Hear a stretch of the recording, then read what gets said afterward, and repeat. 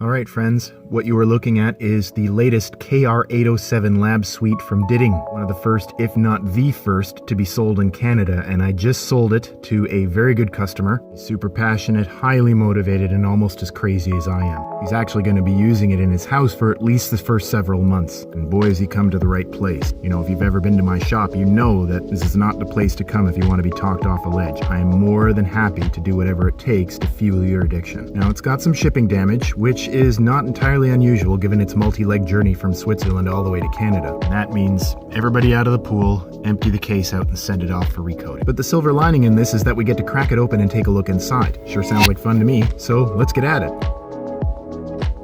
So you can see we've got the dregs container here and some rare earth magnets so that it'll snap in place. A little bit of cardboard to separate the two, and then of course the pièce de résistance, the hopper. Now once the hopper is removed, you've got quick and easy access to everything that the end user needs to service. You've got your silicone flapper or dechaff plate, drops in and out, couldn't be simpler. And the grind chamber, ditto. You've got 3 screws here that once loosened allow you to remove the upper burr carrier simply by quickly rotating clockwise and pulling upward. And now you have access to the burr set. 2 screws at the top, 2 bolts at the bottom, and the entire front panel comes off for easy servicing. You can see now that we can see everything inside the grinder. And super stout construction. Electronics are down on the bottom. Everything is easily accessible for cleaning and maintenance.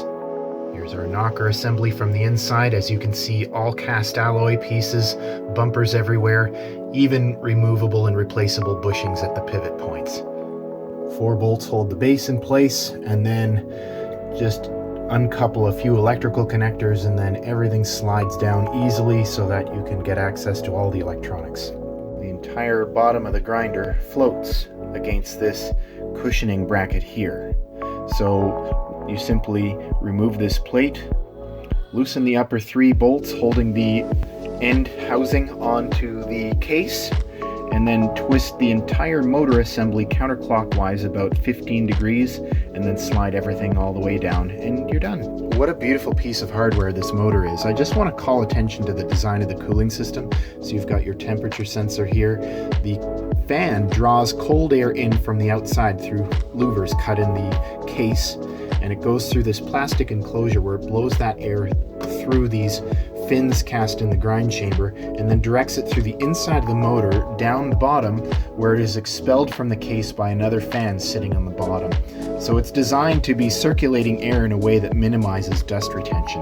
Really clever. And then of course, as you know, the armature moves up and down to affect our grinding adjustments so that the top can be removed without adjusting our grind setting. Anyway, thank you for watching, and see you around.